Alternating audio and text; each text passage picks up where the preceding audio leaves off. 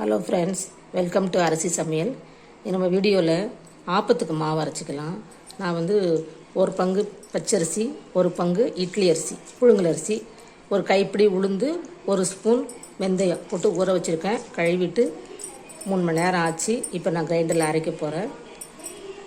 ஒரு கைப்பிடி சாதம் போடுவேன். காலையில் வடித்த சாதம் இருக்குது, அந்த ஒரு கைப்பிடி சாதம் போட்டு அரைப்பேன். அவ்வளோதான்.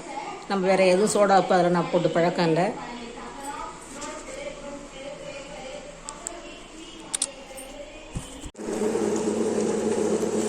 நான் ஆப்ப மாவு அரைக்கும் போது இந்த சாதத்தை போட்டு அரைக்கிறேன்.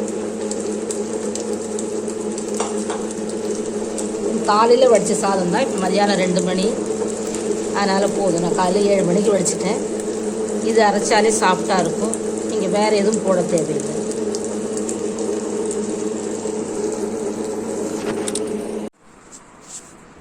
ஆப்பத்துக்கு மாவு அரைச்சாச்சு. இப்போ ஒரு 10 மணி நேரம் இதை வெளியில் வைக்கணும். அதுக்கப்புறம் தான் இதை நம்ம யூஸ் பண்ணணும். அப்போ தான் நல்லா புளிச்சு நல்லாயிருக்கும். ஊர்லெலாம் எங்கள் மாமியார் வீட்டு சைட்லலாம் பனை மரத்துலேருந்து கல் இறக்கி கூட ஊற்றி புளிக்க வைப்பாங்க. அது ரொம்ப நல்லாயிருக்கும், சாஃப்டாக இருக்கும். நான் எப்பயுமே தோசைக்கு மாவு அரைக்கும் போது சைடில் இந்த மாவு ஒரு நாள் அரைச்சி வச்சுருவேன். இப்போ பாருங்கள், இப்போ நான் வந்து ஒரு வாரத்துக்குள்ள மாவு குதிரைவாலி அரிசியில் அரைச்சிருக்கேன். இது வந்து 1.5 கிலோ அரைச்சிருக்கேன். ஆனால் நம்ம 1.5 கிலோ அரிசி மாவுனா மேலே வரைக்கும் இருக்கும். இந்த குதிரைவாலி அரிசிக்கிறதால முக்கால்வாசிக்கும் கீழே தான் இருக்குது. வாரத்துக்கு ஒரு தடவை இதே மாதிரி அரைச்சிப்போம். அடுத்த வாரம் வந்து சாதாரண அரிசி அரைச்சிப்போம். இதே மாதிரி தான் நாங்கள் எப்பயுமே யூஸ் பண்ணுவோம். நான் ஆப்பத்துக்கு மாவு அரைச்சிருந்தேன். இப்போ பாதி மாவு எடுத்து நல்லா தண்ணியாக ஆக்கி வச்சுருக்கேன்.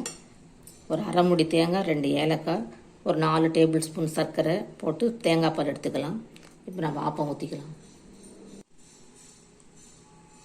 நம்ம தேங்காய் பால் எடுத்தாச்சு.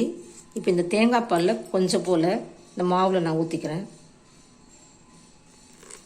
ஒரு கரண்டிக்கு. இதில் நான் சர்க்கரையெல்லாம் போட்டு அரைச்சிட்டேன், அதனால் சரியாக இருக்கும். இப்போ ஆப்ப பேன் வச்சுருக்கேன். இந்த ஆப்ப கடாயில் இப்போ நம்ம ஆப்பம் ஊற்றிக்கலாம்.